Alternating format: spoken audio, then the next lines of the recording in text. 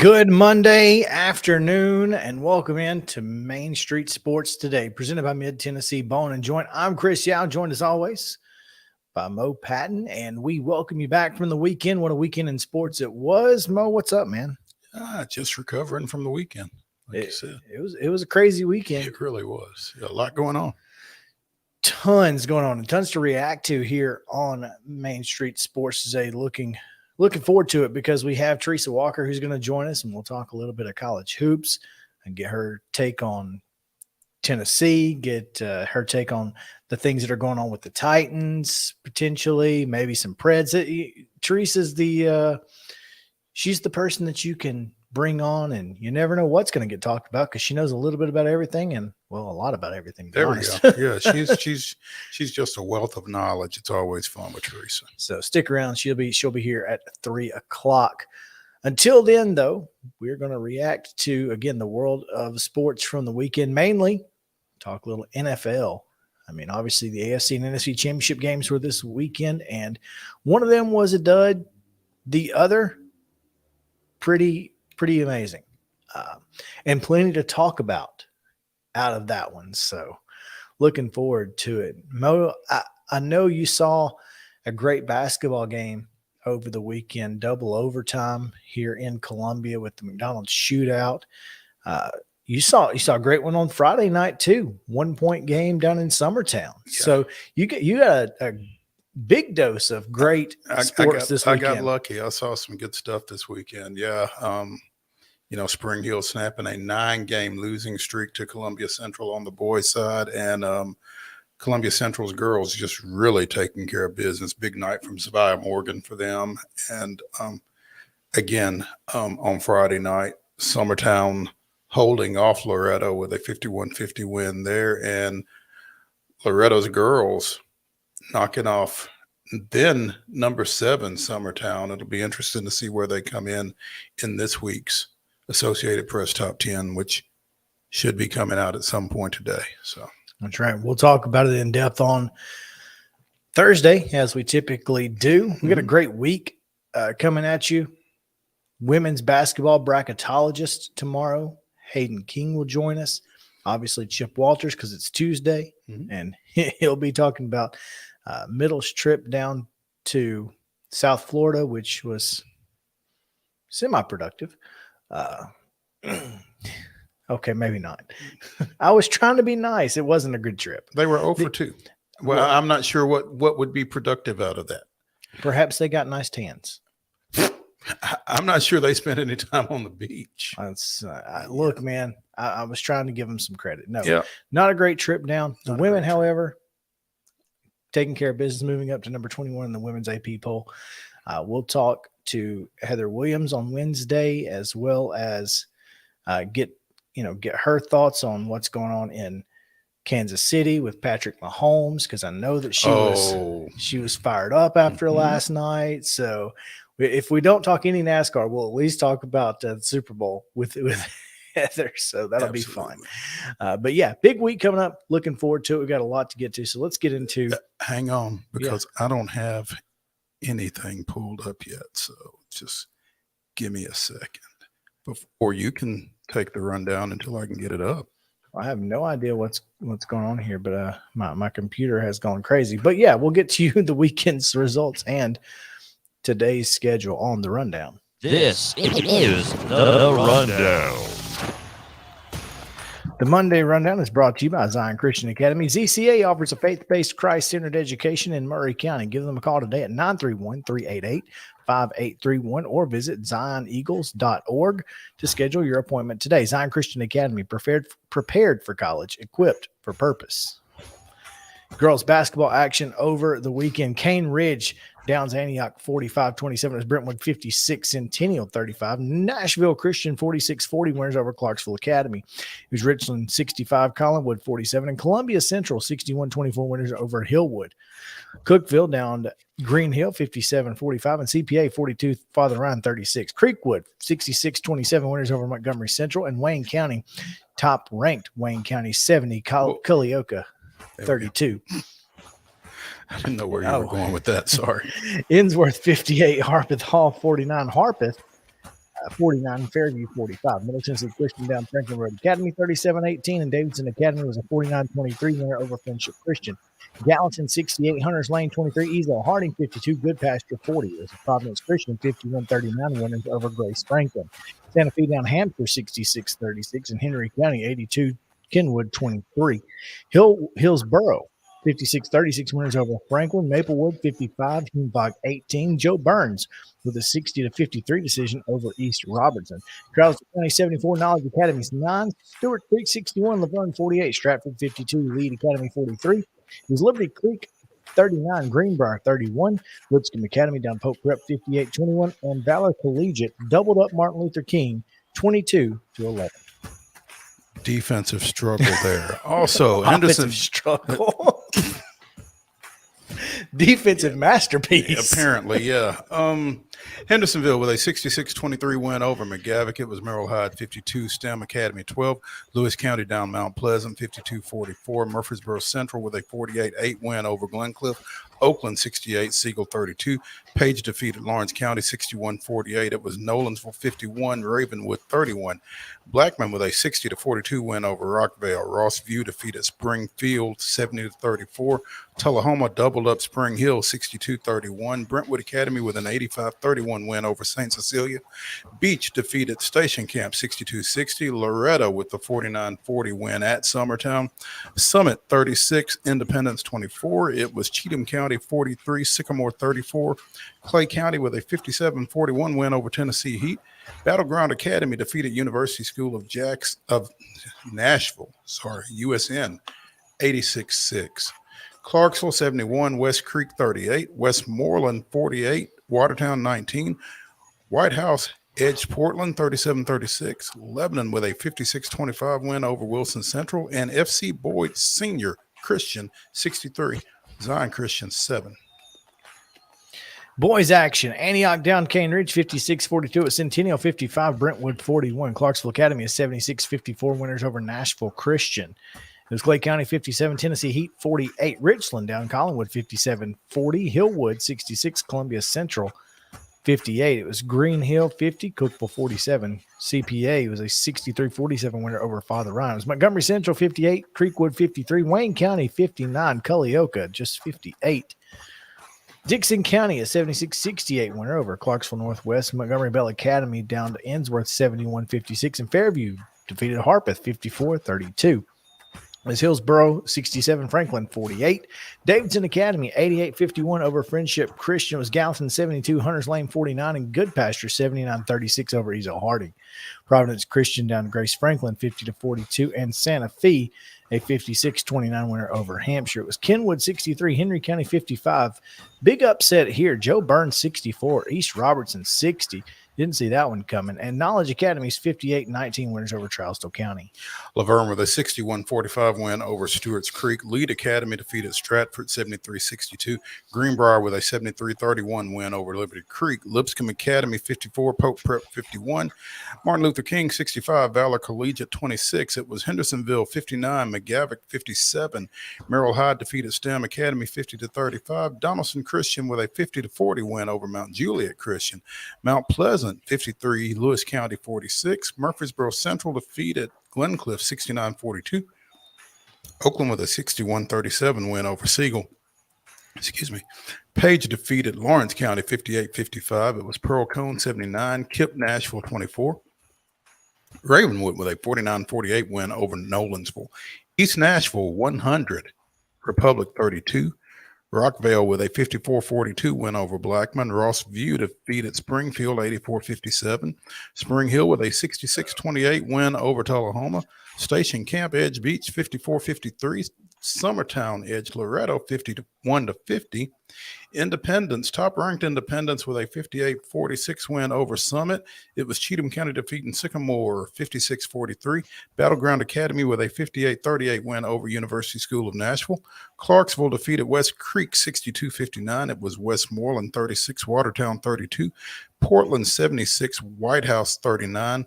Lebanon 52, Wilson Central 36, and Zion Christian with an 80-22 win over FC Boyd Senior Christian.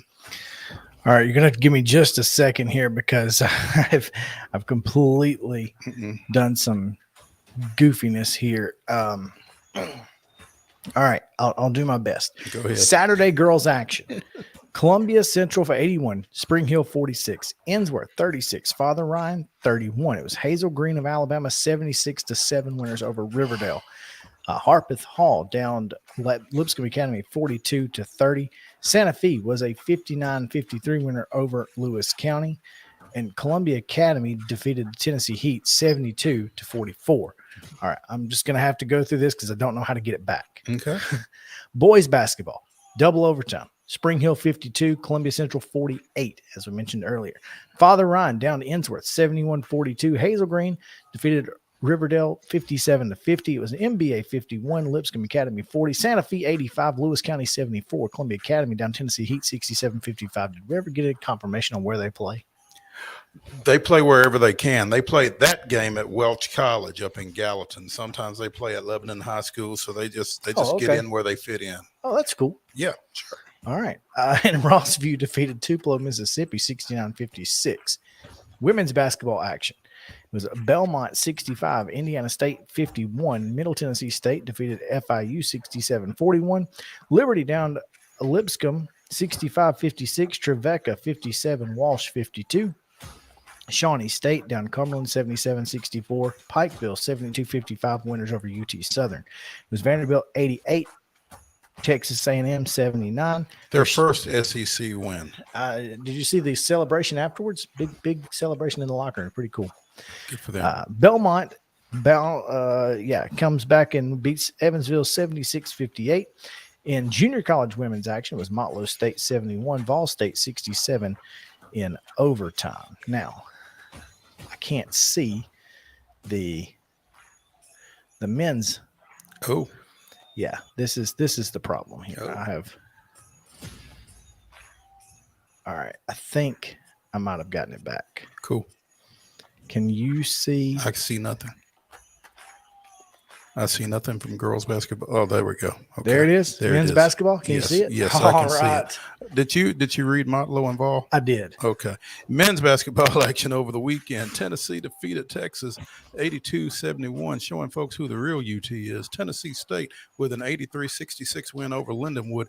Kennesaw State defeated Lipscomb 85-72. It was Jacksonville State 70, Austin P 53. Boo.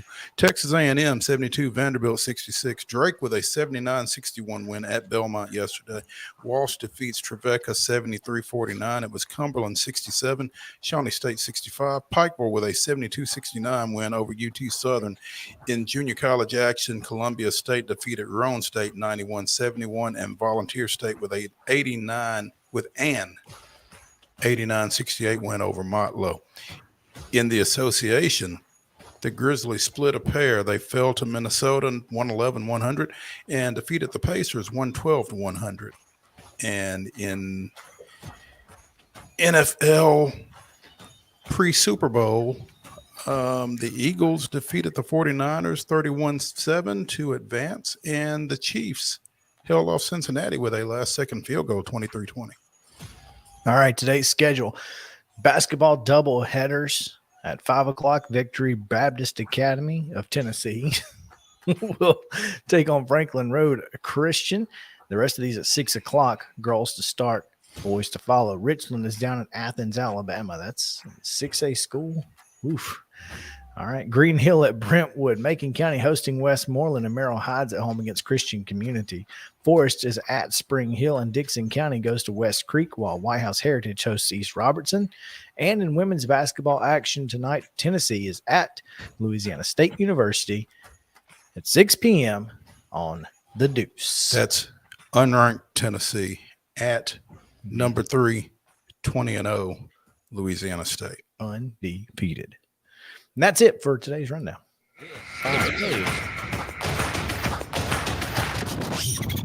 That was an experience. So What did you do? Accidentally cut and paste? I cut or cut. I cut and then I pasted it into the header. So you could only see parts of it. It was very difficult to get out of that. Of all the things I could have, like, if I would have pasted it anywhere else, it would have been okay. Except the header. Except there. So that was frustrating.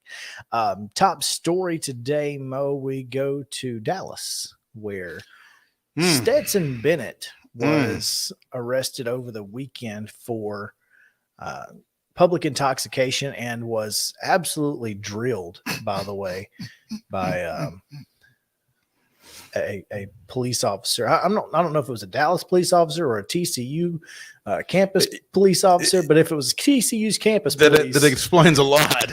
Well, either that or maybe they should have Had him had dressed. him on the had him dressed, because clearly he was the only clean shot they got on Stetson Bennett. So This is for the Horned Frogs. Yeah, baby. You know, and not to make light of the situation, but I want to say this. Kudos to Stetson Bennett for not driving. At least he was just walking down the street. Now, he was knocking on doors, and it could have been really bad. I mean, some drunk person knocks on my door, and it could end way worse than it did. But also kudos to him for not driving. Clearly, Stetson didn't know where he was. He thought he was still in Georgia, I guess, where he gets away with that kind of thing. He must. I don't know why he was in Dallas. I don't That's either. the question. That would be my question. Like, buddy. I mean, if you watch this video, when he hits the concrete barrier, his head snaps. I mean, oh, golly. And I hate to watch it more than once, but so let's not. The thing about this is you have to give him some leeway. I mean, we've all been there. We've all been in a situation where, we've done something we shouldn't have done. And, honestly, he's probably okay if he's just walking. Now, the knocking on doors thing is probably what got him arrested. Mm-hmm. And, I did hear that his blood alcohol level was 0.657. Just kidding. 65-7. Just kidding. That's a joke. But I mean, honestly, I think the biggest question that I have is, why was he in Dallas? Well, funny you should ask. That's the question. Because as I'm reading Mark Bradley of the AJC's blog, Bradley's Buzz, Stetson Bennett should have a chat with himself is the headline. Apparently he was in Texas to prepare himself for the draft. I don't think this helped. The USFL draft, because that's the only one that look. Either that or someone said this Bruno Reagan, matter of fact, was the one who said this upped his draft stock to me. Finally showed he got that dog in him. It's like, come on, man. But look, it's not like he went, if he goes from a third round to a fifth round or even undrafted, like, I don't know. Preparing for the draft in Dallas. I mean, who you working with for one? But Roger Staubach? I don't know. It's just interesting. But it is interesting. And Bradley goes on to say NFL clubs will need a reason to spend a draft pick on a 5'11" quarterback who's closer to 30 than to 20. Bennett might have provided a reason they shouldn't bother. So. And you said the name of this guy's column is what? Bradley's Buzz. That's ironic. Highly. You know, I was having a conversation with a friend over the weekend. You know, Stetson's post natty attitude has been a little snide, and I think it's kind of opened him up for folks to take some shots at him. I mean, I understand where dude's coming from. Yeah, I'm not mad at him for being that way. They tried everything they could to play somebody else at quarterback ahead of this guy, and all he did was win 2 national championships. Even after he won the first national championship, we talked on this show about where he was going to be this year. He certainly whether he was going to be at Georgia or anywhere else. Yeah, I mean, I would love to see a list of the quarterbacks that have been in the program at the University of Georgia since Stetson Bennett's initial arrival. Man, well, his initial arrival would have been 6 years ago. That's what I mean. The first time he came on campus, I'd love to see who else has been there that played quarterback. But he did transfer out from Georgia. Well, he transferred out because he felt like that was the only way he was going to be able to get some run there. He transferred out, went down to Jones County in Mississippi, and came back and held off Jamie Newman and transfer portal frequent flyer JT Daniels. Yes. Well, okay. So Jacob Eason would have been the starting quarterback his freshman year. Okay. So currently on the roster of the Carolina Panthers, right? Yes. And University of Washington legend. Yeah. Jake Fromm, who led them to a national title game. Jake Fromm, State Farm. Exactly. DeJuan Mathis started the first game of the 2020 season, was benched, and eventually transferred to Temple. Where are you finding this? I'm impressed. Wikipedia. Oh, okay. JT Daniels, and then Stetson Bennett. That's the list. So it doesn't even mention Jamie Newman then. No, well, see, and these are only the starting quarterbacks. These are people who started games for Georgia. Wow. Stetson was on campus. Correct. Okay. So I don't know who all the others were, but I bet there's probably 15 that have come and gone. Yeah. So that's interesting. Anyway, yesterday morning, not a good look for Stetson. I'll be interested. I would love to get a real answer from an NFL GM on what Stetson's draft ceiling was ahead of this. But what you're going to get now is, we had been on our radar, but probably not anymore, something like that. And instead of we were never going to draft a 5'11" quarterback from Georgia. It just wasn't going to happen. He's still taller than let Russ cook, isn't he? There's a difference. So I think Russell was just so dynamic as a starting quarterback at a college game. He created a monster at Wisconsin. They were not any good without him, before he got there. And so I don't know. I don't know how much offense Stetson Bennett created. I don't know necessarily how much offense he created, but again, he beat some pretty good guys out. Yeah. Look. And he led them to 2 national championships. I mean, you just can't. I don't think you can discount that. I don't think you can say that anybody could have done what he did. You know who it reminds me of? And and this is just a mindset, not necessarily a football skill set, because I think Stetson Bennett has scary wheels. He's got Taney wheels. I think he's more physically talented than he gets credit for. This is a guy who runs a 4.6 40, by the way. 4.6. And he's got the arm talent, I think. But to me, it reminds me of the conversation that we all had around Jay Barker. Now, see, I didn't see Jay Barker play enough. You being from Alabama, you probably took part in a lot of those conversations. I wasn't paying any attention to him. Yeah, but I remember the conversations being, Jay Barker can play at the collegiate level. He lost 1 game as a starter in college. I mean, he beat everybody. Blah blah blah, and he had the tools. Oh, he was a game manager. Yeah, he was a game manager. He handed the ball off a lot. He had Derek. He had Derek Lassick in the backfield. He had David Palmer on the outside. I mean, why would you not hand the ball off? And the defenses were just sensational. But that's kind of the same things that. Well, he had so-and-so. He had George Pickens. He had A.D. Mitchell. He had Brock Bowers. He's the defense is so good. What's Stetson Bennett really doing?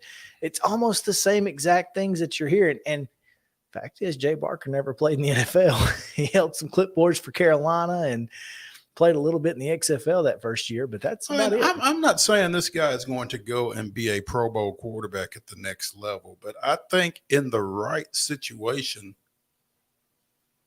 with the right support, he could be productive. I think so too. Yeah. It's going to take a coach. It's going to take a coaching staff that would believe in him. And I don't know that coaching staff is out there because, again, he's 5'11". And folks ain't busting down the door for that unless you're dynamic, like you said, like a Russell Wilson or somebody like that. But I think I just feel like in the right situation, this guy could win ball games. I think he deserves a shot. Not here. I mean, not for the Titans because they don't have the type receivers that they had at Georgia, comparatively speaking. But sure, I think with the right people around him, with the right people dialing things up, I think you could win with Stetson Bennett. I don't think you're wrong. Because I don't know that we're ever going to find out. I don't know that we're ever going to find out either. And that's unfortunate, at least at the NFL level. I mean, if he wants to play and he goes to the XFL, USFL one time and just absolutely dominates, maybe he gets a shot. Because now he might have to take a pay cut to go to either of those. Well, but here's what I'm going to tell you. The guy who came in yesterday behind Brock Purdy, yeah, he's been in 14 different NFL camps. AAF legend. Was the best quarterback in the AAF, whatever that league was. And Logan Woodside, who was on the Titans roster practice squad forever. AAF. So you can make that jump. Sure. And if you, especially at the quarterback level, because you need them. So I would be interested. I would be interested to hear the truth, but we'll never get it now. We'll never get the truth out of a GM. And it's unfortunate because you can't tell me that this is the only time this has ever happened. No, not at all. Yeah. Oh, let's take a break. Man, that was a long segment. We'll take our first break of when we come back. Not TERESA Walker. No. Not yet. She's coming. She is coming at 3:00. There's no other there's anything else. Just we have nothing. So whatever's coming up. It's not TERESA Walker yet, but she is coming. So stick around. Main Street Sports Today is presented by Mid-Tennessee Bone and Joint. We'll be back after this.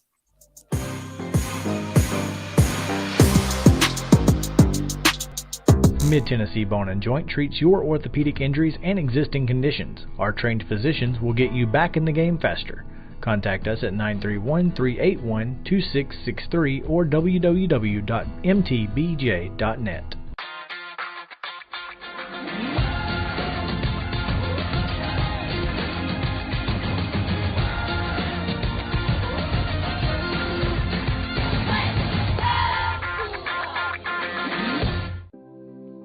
Custom Stone Handler supplies over 600 distributors and suppliers with quality stone products. Along with River Stone, we produce and distribute over 100 building, landscape, and other bulk products. Our goal is to provide quality products, service, and partnerships to ensure our customers' success. We firmly believe that the measure of any person or company is how they treat other people and customers. Give them a call at 931-490-4990 or visit CustomStonehandlers.com.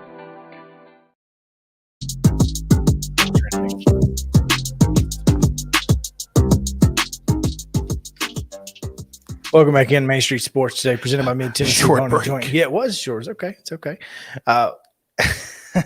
You probably heard me ask why is Jazz Chisholm trending on I did Twitter. ask you what.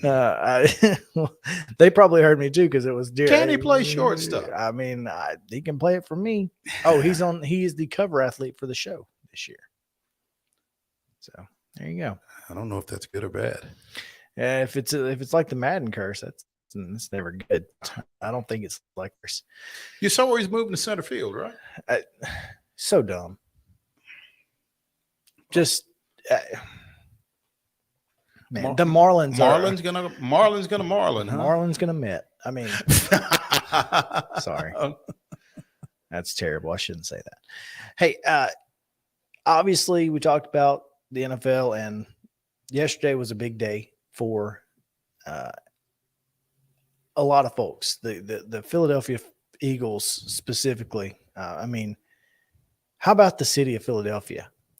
Major League Soccer, World Series, now the Super Bowl, all in one calendar year. Now they're 0-2 thus far. But you got to be there to win it, though. You got to be there to be in the conversation. Yeah. So you can't win if you don't play, right? So, yeah. I'd rather be 0-2 than 0-0. Certainly. I mean, frustrating as it may be. I mean, it's that Atlanta Braves, Buffalo Bills argument. Yeah. Would you rather get there and lose or not get there? I'd rather be get there and lose. Yep. 100%. So, but let's talk about the AFC because the AFC title game is what everybody's talking about today. Because I'm not seeing it. Put it this way. Let me pull up some slides here. Mm-hmm. There we go. Well, first of all, if Emmanuel Acho is advancing your argument, you've probably already lost. Maybe. He said he's not saying the refs got the late hit call wrong. And look, I think they made the right call. Was it a I don't even understand why it's a conversation. The linebacker, the kid was in the white when he hit Mahomes. So if he was in the white, then Mahomes was, if not out of it. How do you not make that call? I'm just saying that in that situation, that it's a really tough call to make. Not at all. It's a really tough call to make, but you've got to make it. It's a tough call because you're about to end the game. And it's unfortunate that that's the way it had to go. Let me ask you this. What happens if you don't make that call? No, you have to make it. I'm not saying, again, this is the same thing that he's saying. It's a really, really difficult call to make. I think the issue that most people are having with that call is all of the calls or no calls that led up to it, such as Joe Burrow getting shoved down in the end zone and no roughing the passer call. literally 2.5 seconds after he let go of football.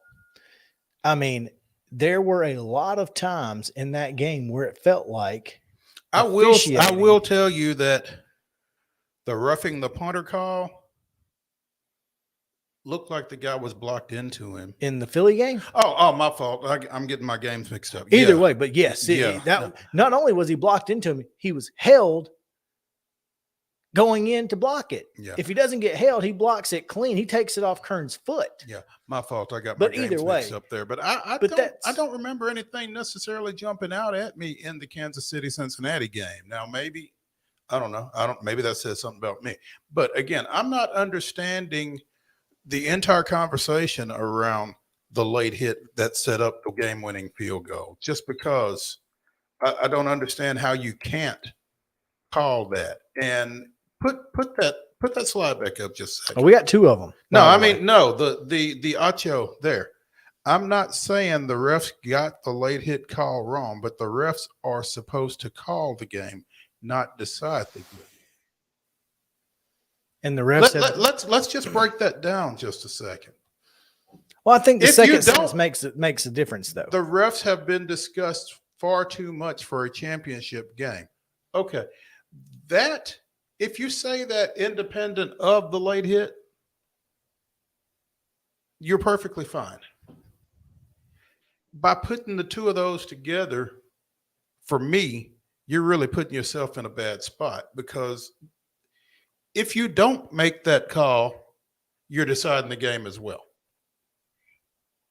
Call what you see. You're an official. You call what you see, but you got to see what you call. Well, And there's a lot of folks that don't do that, and that's a big issue. But this is not the only tweet. Again, we have a whole other slide. Richard Sherman, J.J. Watt,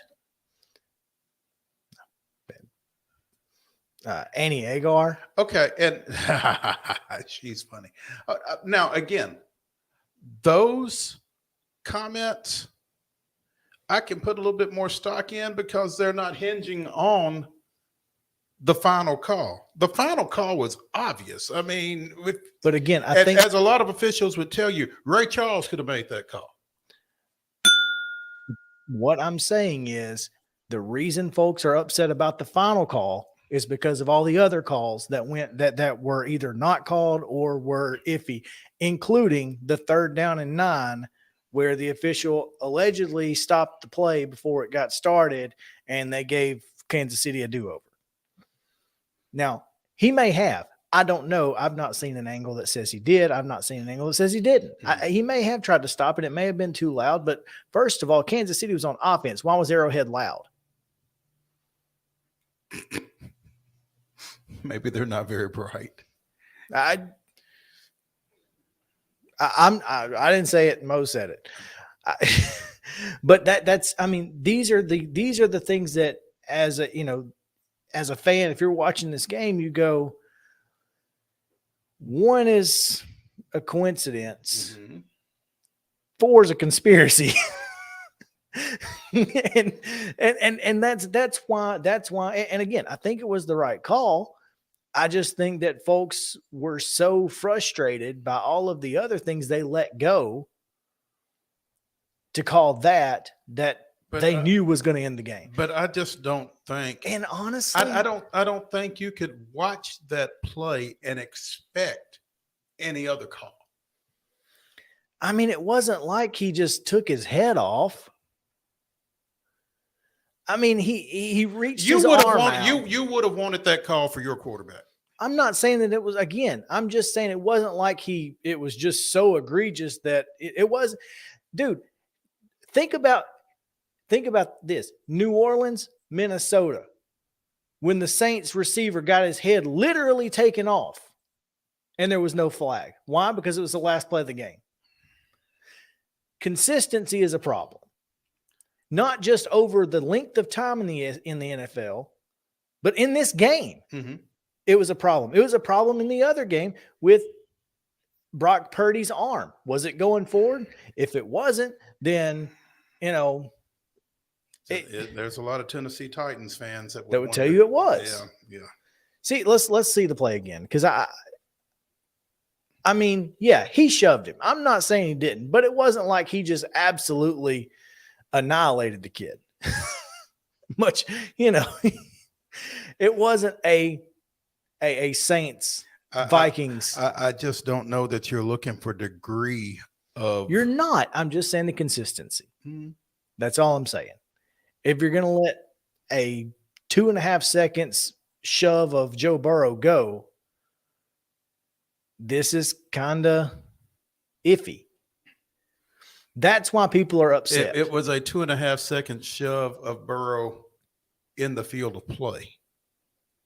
It's still roughing the passer, and it's not close. That wasn't roughing the passer. I understand that. It's still a late hit. If that's a late hit, then 2.5 seconds is a late hit. Yes. Yes. Yeah. And I think that's the point that a lot of folks are making. And I'm not here to judge the officials. It's the toughest job in the world, especially at that level. It is the most difficult job in the world. And I give officials grief a lot of times, but I also understand what, the difficulty that it takes. Mm-hmm. That's one of the reasons I feel like I can give officials grief, is because I know what it's like. And I'm not here to give them grief today. I'm just saying folks are using hashtag NFL rigged because everybody's looking for a conspiracy. There was a lot of conspiracy theorists out there yesterday.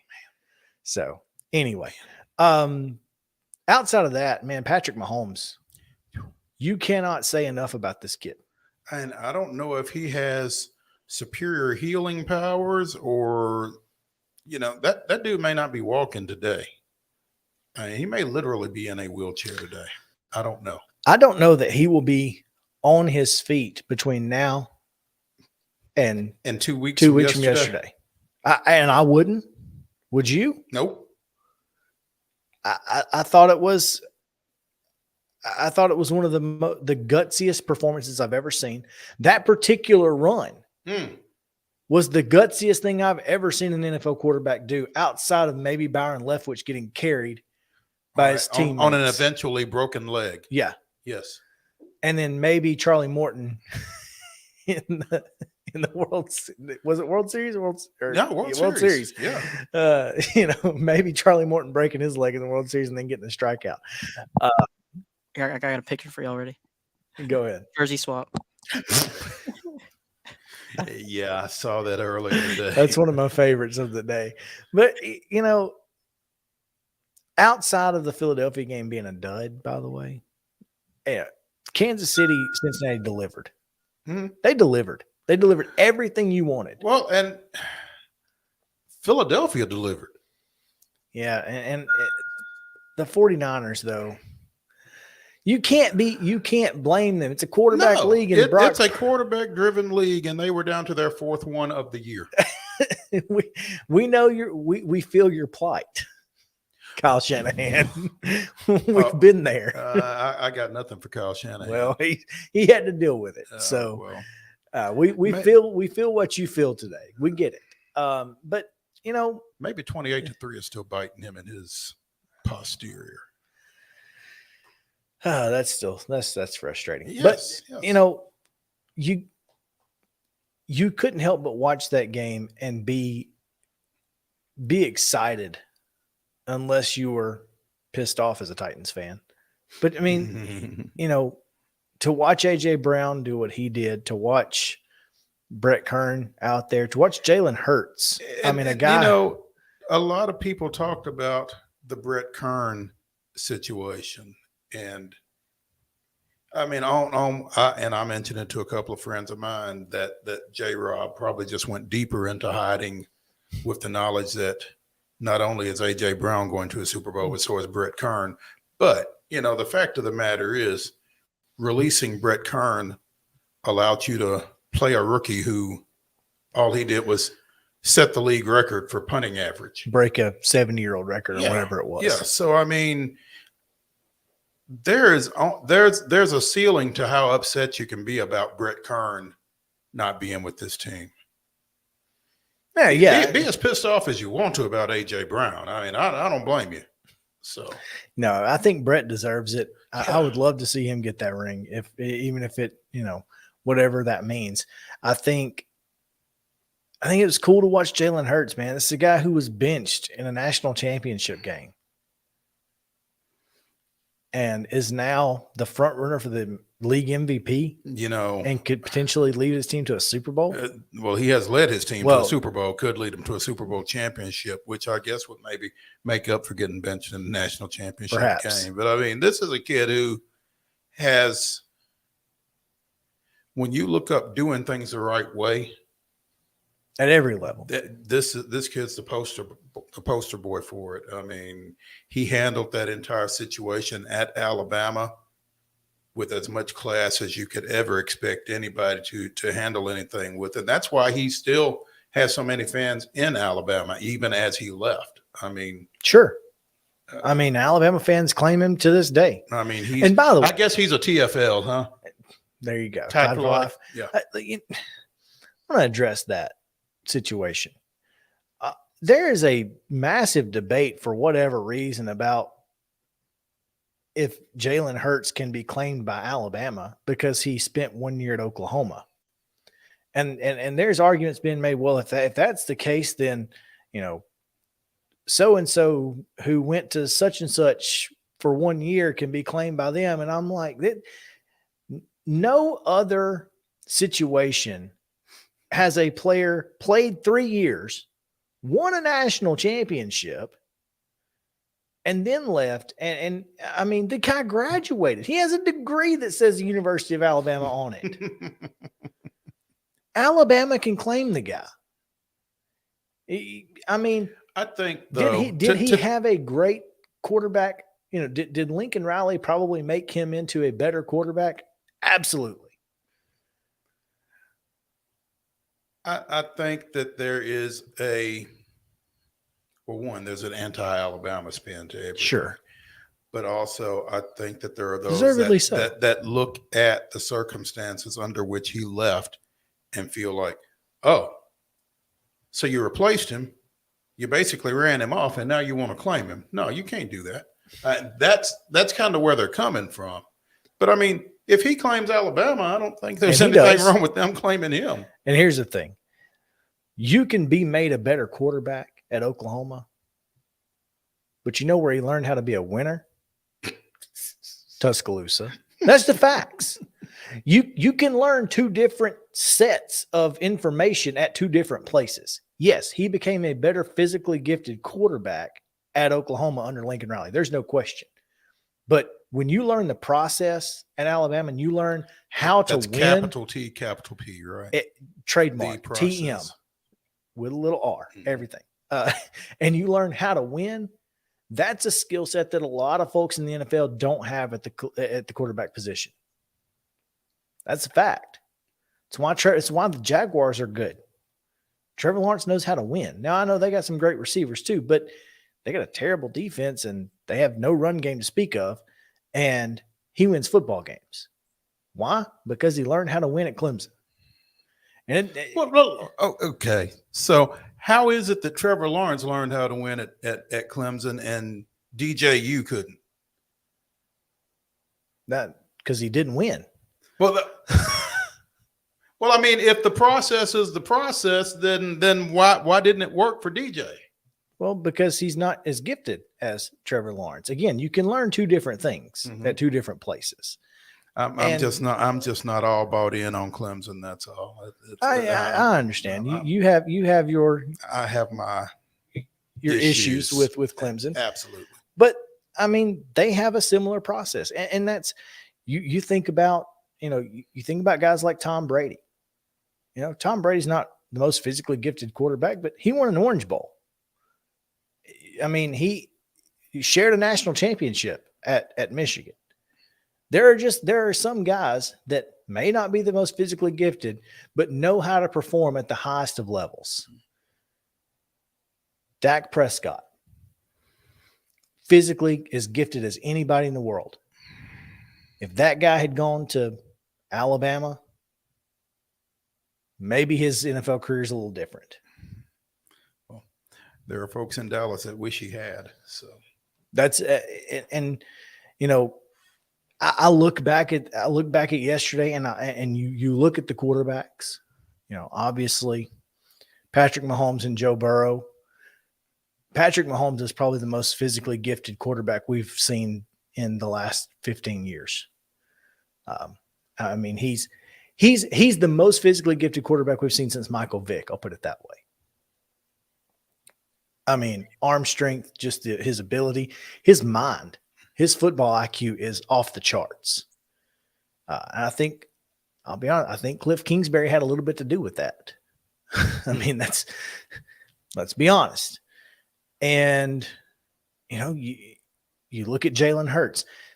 These two quarterbacks going at it are going to be two of the more unique quarterbacks in a single matchup that we've seen in a long time. I'm so excited for this Super Bowl. It's going to be a lot of fun. And it's also the first ever Super Bowl with two black starting quarterbacks. It's pretty unbelievable. That's to consider. Wild. I mean, when I first saw that yesterday, I'm thinking, yeah, I guess. I kept going back and I was like, no. Yeah, I guess so. I guess you're right. Yeah, it's kind of like that Alonzo Mourning meme where you. And the kombucha tea girl where she's like, yeah, right, exactly. oh, yeah, maybe. Okay. I don't know, but yeah, I'm just excited because, man, Jalen Hurts and Kyle and Patrick Mahomes, man, you couldn't pick a better Super Bowl from the quarterback position. Standpoint. Yeah, you could not. Well, and we get caught up in the quarterbacks, but again, AJ Brown and Devontae Smith have had superior seasons on the outside for Philadelphia this year. For all the talk about San Francisco's defense, Philly showed up yesterday. Now, San Francisco was a little compromised on the offensive side of the ball, clearly, but still, you got Christian McCaffrey over there, you got Deebo Samuel over there, and yeah, but they couldn't block them.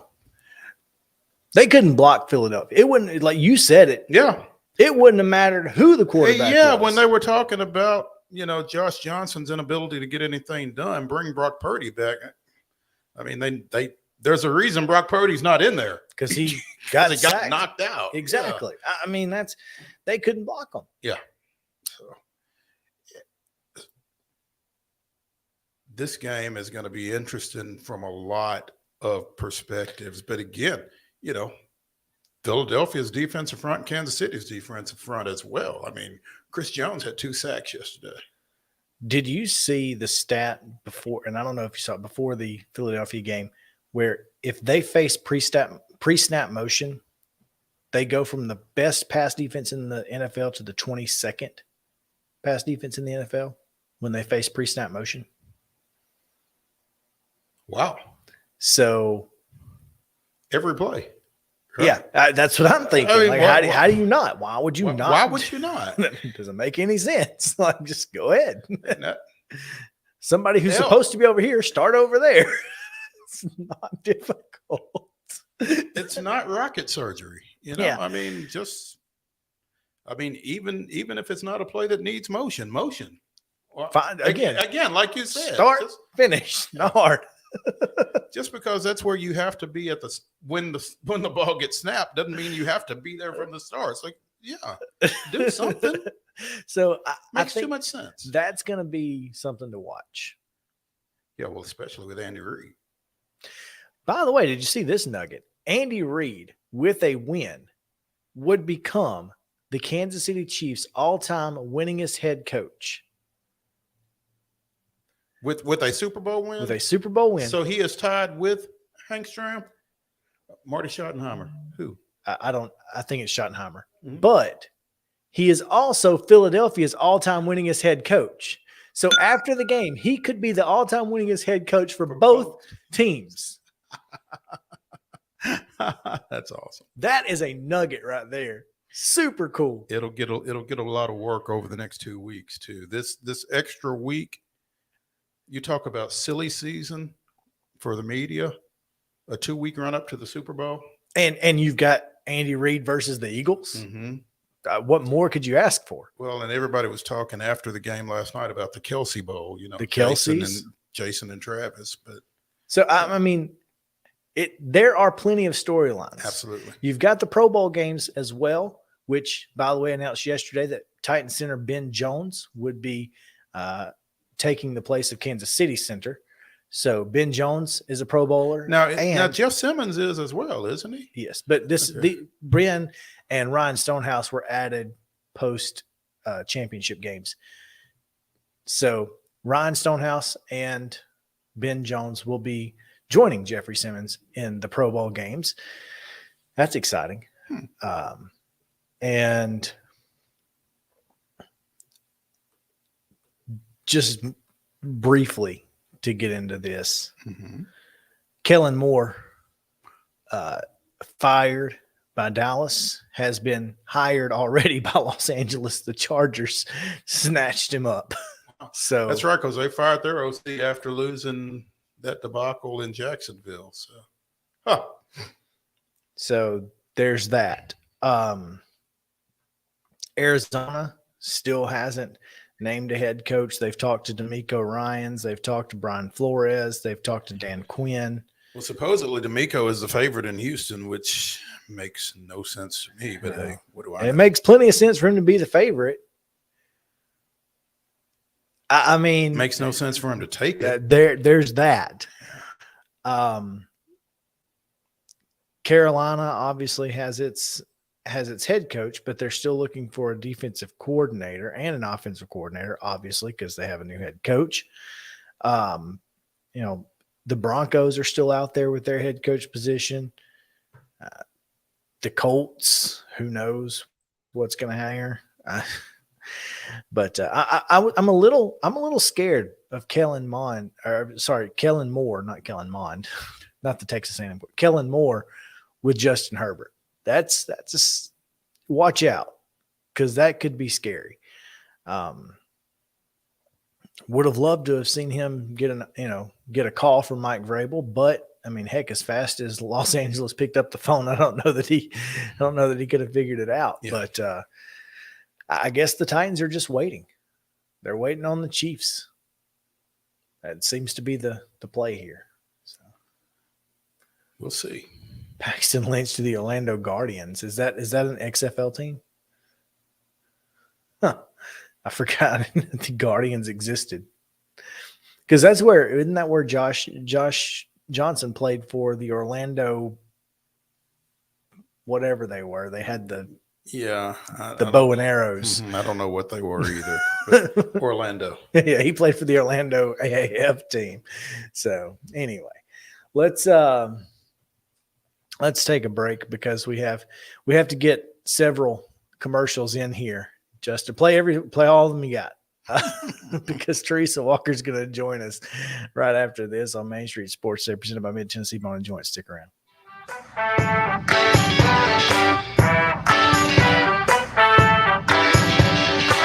Jones & Lang Sporting Goods here in Columbia has been outfitting teams, officials, and anybody else from T-ball to college for 50-plus years. Be sure and check them out at 931-388-8060 or online at jonesandlang.com. Jones & Lang Sporting Goods, the look of a winner. Zion Christian Academy, zioneagles.org or 931-388-5731. You can schedule your appointment. Go tour their campus. It is beautiful over there, and you're definitely going to want to see it. Again, it's zioneagles.org. Give them a call, 931-388-5731, and schedule your tour today. A game without a crowd is just a scrimmage. A performance without an audience is just a rehearsal. Without your presence, high school sports and the performing arts aren't possible. Ensure that these essential extracurricular activities continue to enrich the lives of students in Tennessee. Purchase a ticket to your local high school's game or performance. This message presented by the TSSAA. Mid-Tennessee Bone and Joint has been the official sports medicine provider for Murray County Schools for more than 40 years. We specialize in orthopedic service, and our Ortho Quick Walk-In Clinic lets you bypass the ER. Visit us online at www.mtbj.net. It's time to get tickets. It's time to get tickets for the Nash Vegas Casino Night at Auction presented by King Jewelers. It's Wednesday, February the 8th at Bridgestone Arena. This year's theme is reverse retro, so break out the Musters jerseys and Y2K fashion. Challenge Roman Yossi to a game of blackjack, or join Ryan McDonough as he rolls the dice at the craps table. Mix and mingle with the players and Preds personalities while bidding on auction items and tasting food from local restaurants. All proceeds benefit the Preds Foundation. Visit NashvillePredators.com/gala. You've been putting back a few, and a few becomes a few too many. For a moment, you think about calling for a ride. Nah, you live nearby. What's the worst that can happen? You get pulled over, your insurance goes up, you lose your license, you total your car, you kill someone.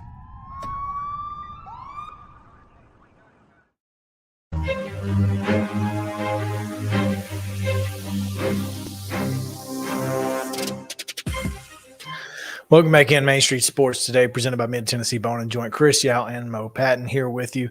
3 o'clock hour is upon us. On this Reaction Monday, as we are reacting to the world of sports, we've had some encouraging discussion today. It was a lot of fun. And we continue our discussion with TERESA Walker of the Associated Press joining us here. It is awfully dark where you are. It is. I'm going to have to. I've got the light on. I've got a new laptop, guys. Oh. So I'm not actually broadcasting from a cave. It's just that apparently It just looks like it. It just looks like it. I'm going to slide over here a little bit, and I do have a light that I'm going to, see if that helps. There we go. That helps a bit. That helps a bit. So there. How's that? Better. You're fine. Yeah, you're good. You're good. What can I say? It's a new laptop. I'm breaking it in. I've spent most of the day trying to figure out what's going on, and lighting issues, or you got to be lit in the right light, have the right angle. And I'm a writer, not a tech. Hello. Been there. Hello. Go ahead. Can you hear me? Hello. We can. Yeah.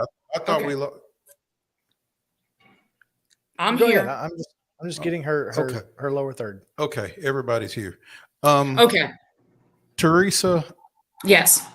we typically bring you in to talk football, and we may talk some football here at some point, but your collegiate alma mater is up to number 2 in this week's Associated Press Top 10, coming off that impressive 82-71 win in the SEC Big 12 Challenge Saturday against Texas. Don't know how much of that you got to see, but what are your thoughts about that win and where they sit right now?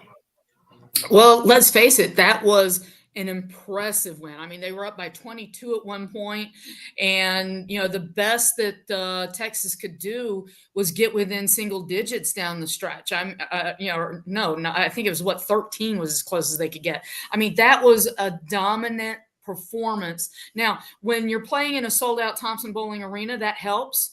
But let's just be honest. This, I know that I know the if that's coming. Show me in March, Rick Barnes.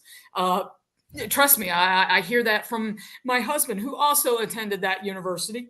It's the idea that, well, he has to win in March. Well, in 2003, he did take Texas to the Final Four. It's just been a while. Hey, guys, getting to the postseason isn't easy. It is tough. Not everybody wins. Just ask Kentucky. I mean, hello, St. Peter's. And we all remember, the team that, Tennessee is one of the teams that helped Sister Jean get so much attention one March a couple years ago. So, I mean, I was there in Louisville at a Sweet 16 when Purdue took them down. So, and covered that game. So it's not easy at this time of year, but all you can do is build the team. And this is a team that's got post-death with Nkamwe. I mean, that Olivier Nkamwe, and I can't say his last name right, but that was an impressive performance in the post by him. At one point, he scored 6 straight points, a career high from him. Zakai Ziegler named the SEC Player of the Week today. Had I tweeted it out earlier, but I can't remember the stat. But so you've got a guy who can be point guard. You've got Jordan James, Triple J. I can never remember the order of his name, right? I don't know why. It's a Josiah name. Jordan James. Thank you. JoJo. Yeah. JJJ. But so you've got experience, you've got youth, you've got the Phillips kid who's a 5-star who nobody expects to really be around after this season. So you've got, the big 5-star player, you've got the experience, you've got post, you've got guard depth, and, but they play defense.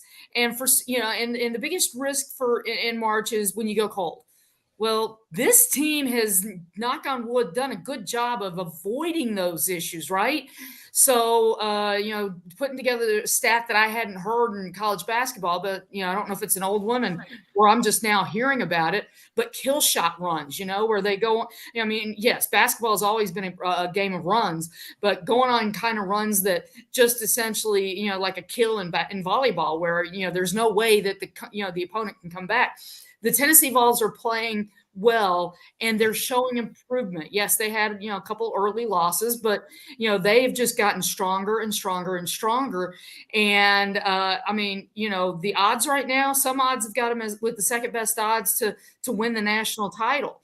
And that, they're in position for a number 1 seed, which they have never had in program history. And the SEC tournament, it's not going to be in Orlando. It's going to be in Tennessee, Nashville, come March. So it's going to be a home court feel. Can they repeat as tournament champions? I don't see any reason why not. And if they win the tournament championship, then you would think, cement their chances as being a number 1 seed. Right now, the 2 options out of the SEC, which, I know that some people might say that they're down because Kentucky's down, but Missouri is right there on the edge of receiving votes. Auburn is at 25.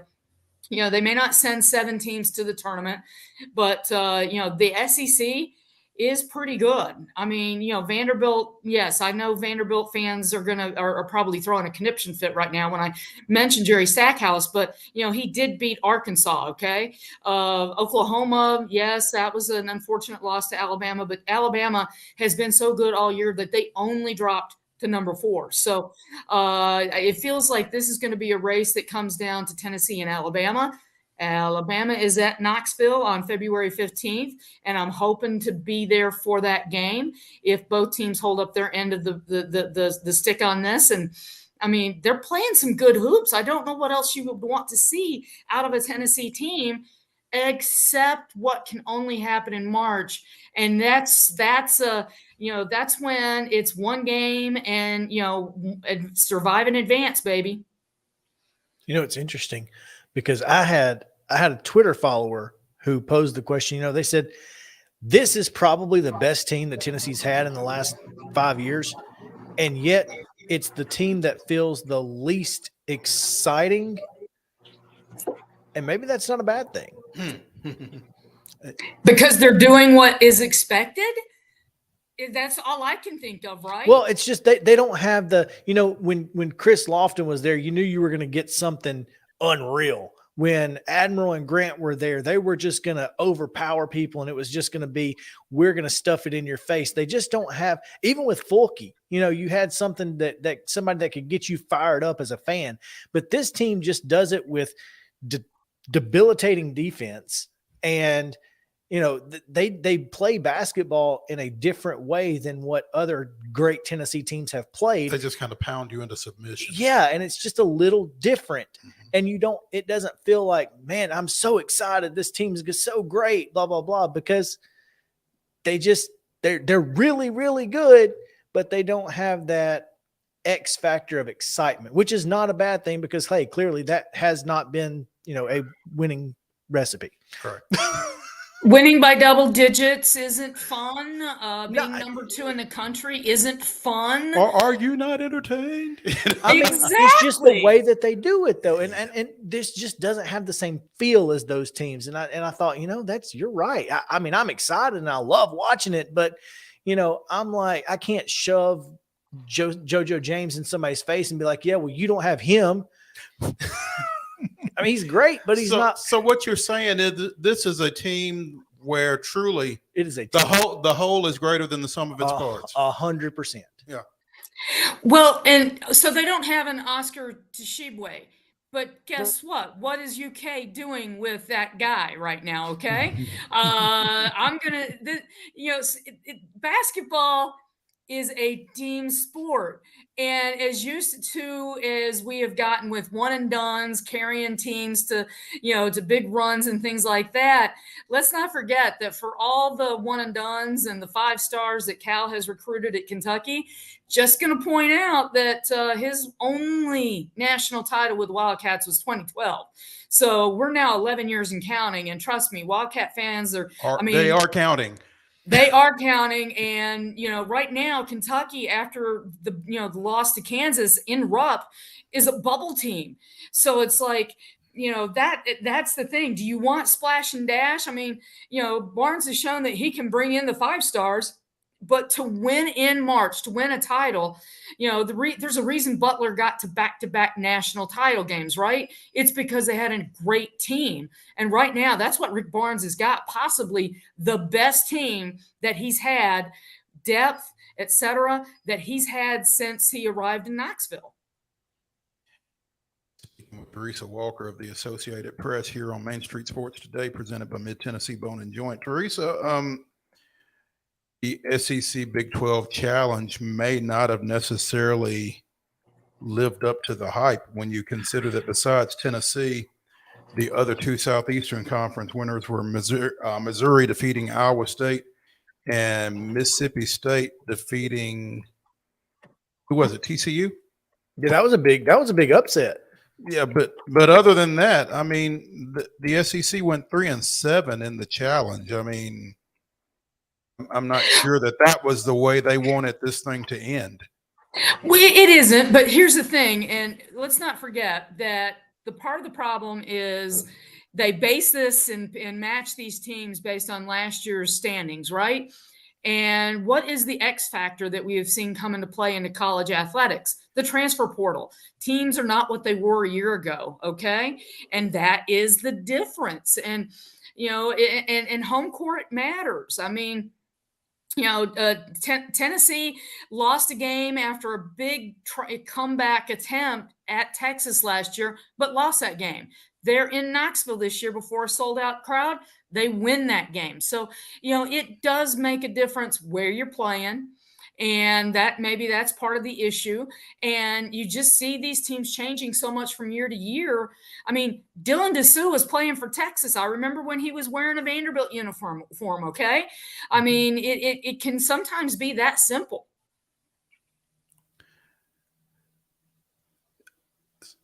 I'm counting something. Oh. 8 of the 10 hosts won Saturday. See, home court matters. There you go. And here's, Auburn lost by 3 at West Virginia.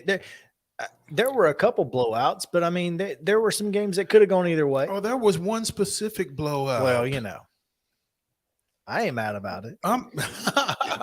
Unranked Oklahoma put the smackdown on Alabama's. I won't call them that, but Candy. Yeah, 93-69, the Sooners. I mean, Alabama was the number 2 team in the country at the time. I would love to know what the explanation was for that one. I was calling you, Lee, and Brentwood didn't get to see any of it. But did you watch? No, I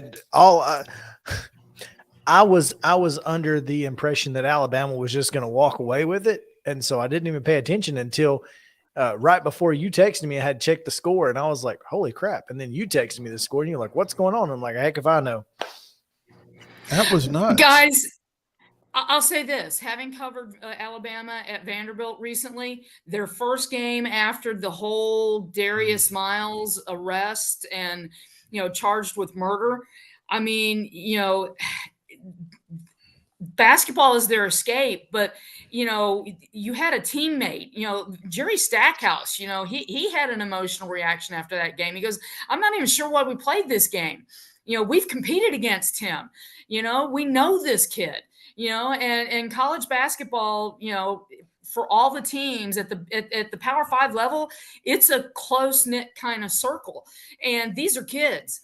And so they've been dealing with this away from the court, and then they walk onto a basketball court and they're supposed to suddenly lock in and just be Alabama, while they've been dealing with some human emotions going on. I mean, as Nate Oates put it after the game against Vanderbilt, he had communicated and talked with Ray Lewis, the Pro Football Hall of Famer, whose daughter was shook by what happened on campus. And she had been gone from Alabama by a year and a half at that point. So if she was shook, what do you think the players who were teammates with this guy, who spent so much time traveling, practicing, yes, the Saturday before this happened, he had been ruled out for the rest of the year, ankle injury, but he was still a teammate. So I just don't, the human element, we sometimes expect them to just turn it off and go be who they are on the court or the football field. It's not that easy. They're human beings. Well, and not only that, but Alabama lives and dies by the 3-pointer. And if it ain't going, they're in trouble. And Oklahoma shot 58% from the floor on top of that. It was just a recipe for disaster. Yeah, Alabama shot 38% from the floor and 27% from three. Yeah, it was just disaster from the start. And then on top of everything else, you're talking about dealing with emotions. And look, there are a lot of us, me included, who still haven't dealt with the trauma that 2020 brought us mentally. And the coronavirus and all of that. So these kids trying to deal with that, I mean, come on, it's almost impossible. So yeah, you're right. They've got a long way to go, and I'm not sure what the rest of their season looks like. You just never know how college kids are going to react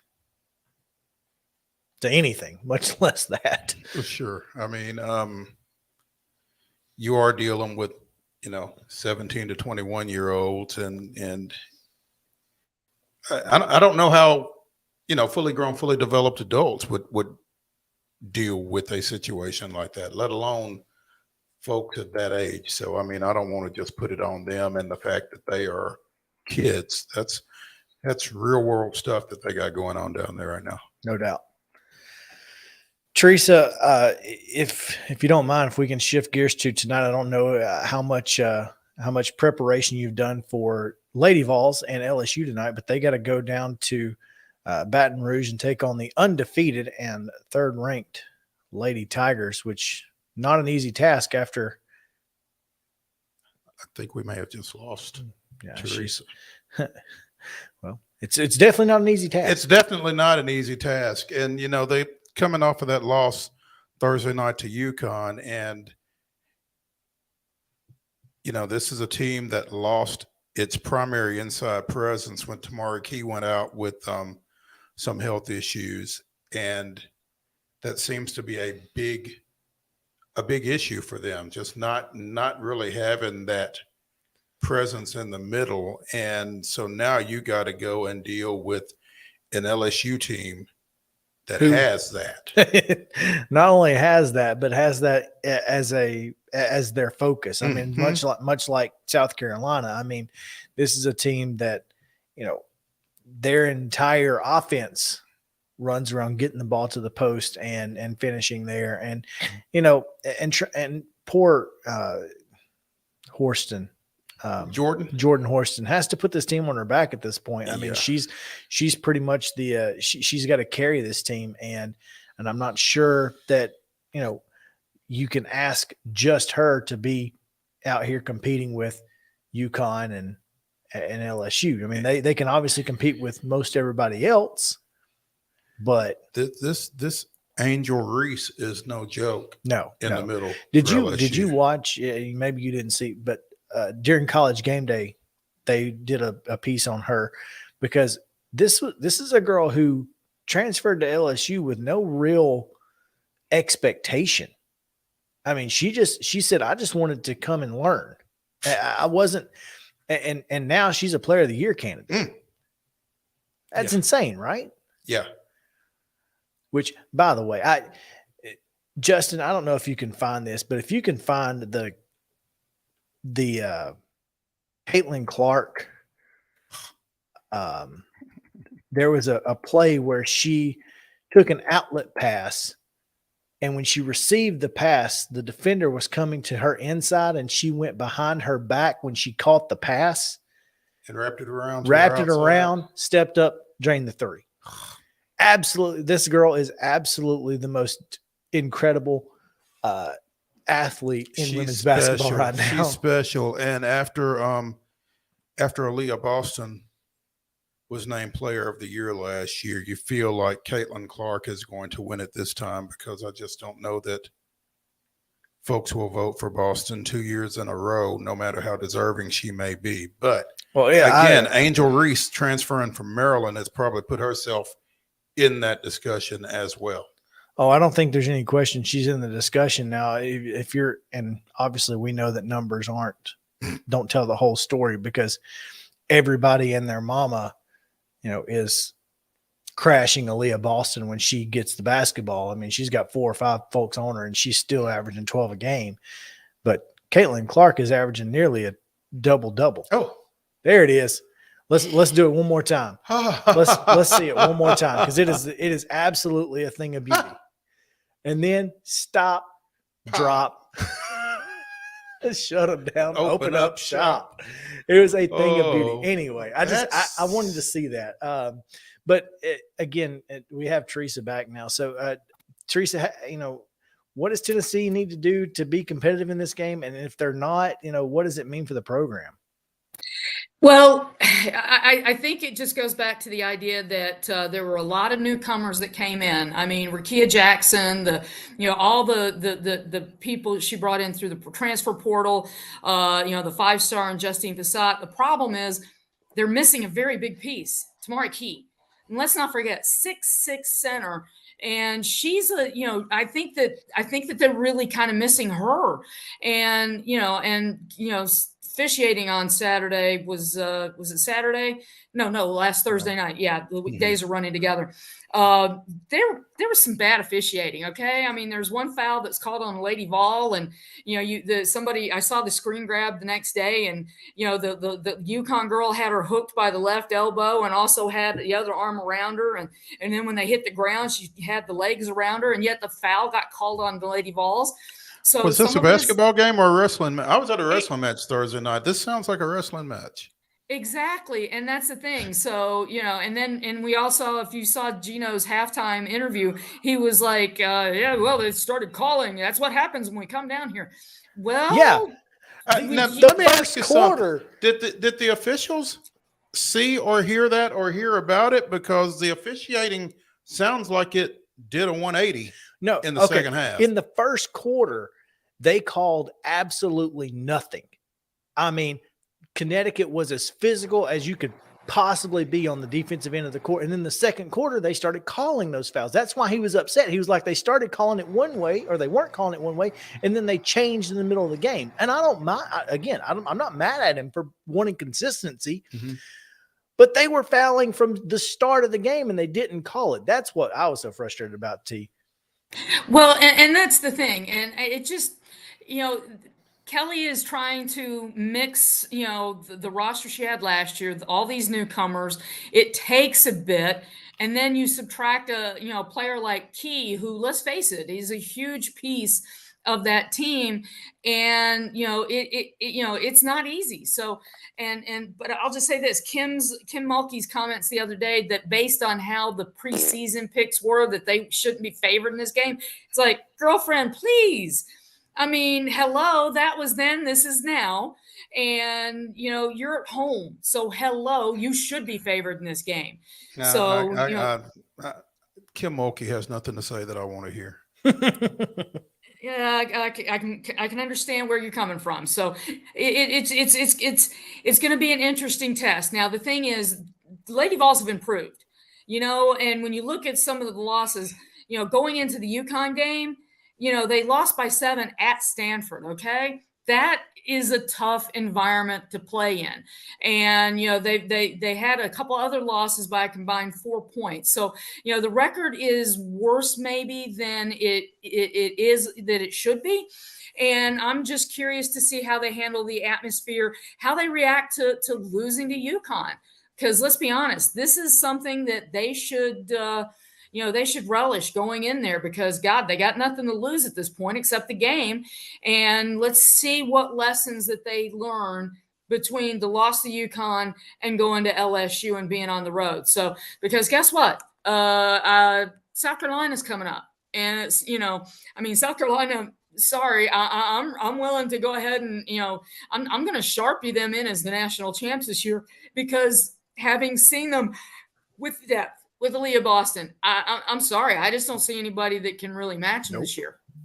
Not even, I'm not sure that it's close. No.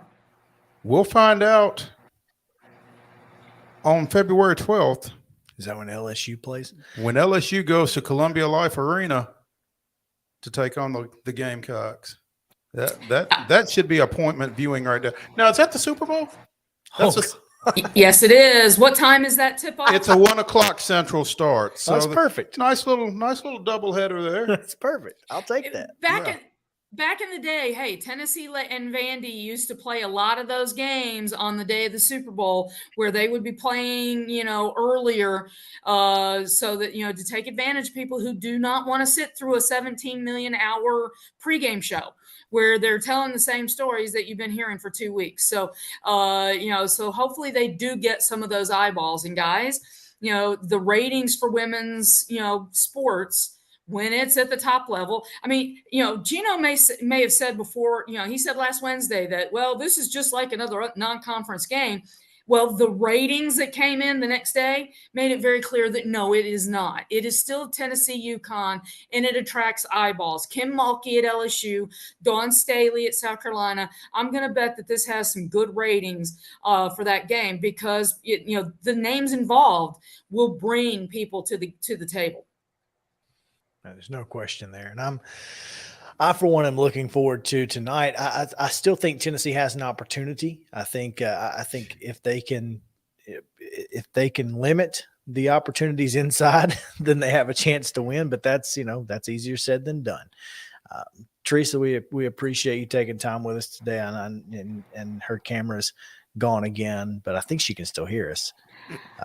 I can. It's weird. It's the new laptop, guys. I apparently need to set it to not go to sleep after so many. You know how it is. It's like apparently it thinks if I'm not typing on it, it should go to sleep real quickly. So I don't know why it keeps wanting to do that. There we go. Hey, look! Oh, the lighting was so good, and then it just went. That's crazy. Laptops, man. It's a brand new one, and I'm still working. Still working. She's frozen. And now she's time I come in with you guys. I think that one's actually us. Oh, okay. No, y'all are good. We're good. Well, we're good, right. said Justin. Well, it's about that time anyway. We need to get out of here. Hey, real quick before we do, thanks to Teresa as always. Justin, before we get out of here, we've got goodness gracious. We've got one last slide I want to throw up, and that is this one right here. Everyone needs a copy editor, including the Major League Baseball. Or whoever gives out. Or whoever gives out the most Cy Youngs. Most valuable. Most valuable. Valuable? Well, I mean, I guess it's pronounced valuable. So, I mean, you don't really hear that second A. Well, they spelled it like it sounds. They took Cat Williams' advice. They got that quiet out of here. Out of here. Cy Young Award had a misspelling on it. Most valuable, not valuable. And therefore, I hope they're going to give them some new awards, but I also hope they get to keep those. Exactly. Yeah. Because those are super cool. One of a kind right there. Man, that's crazy. Yeah. Everyone needs a It copy. makes me wonder, has it always been? No, it's been most outstanding pitcher. They changed it this year. Oh. It went from most outstanding pitcher to most valuable pitcher. Maybe they should have just stayed with most outstanding. Maybe you just, since they knew how to spell that. I mean, clearly you could have just done that. Oh goodness. Oh man. But anyway, it is what it is. But we'll digress from that and not give them too much crap. Yeah. So yeah, there, but for the grace of God. There you go. Yeah.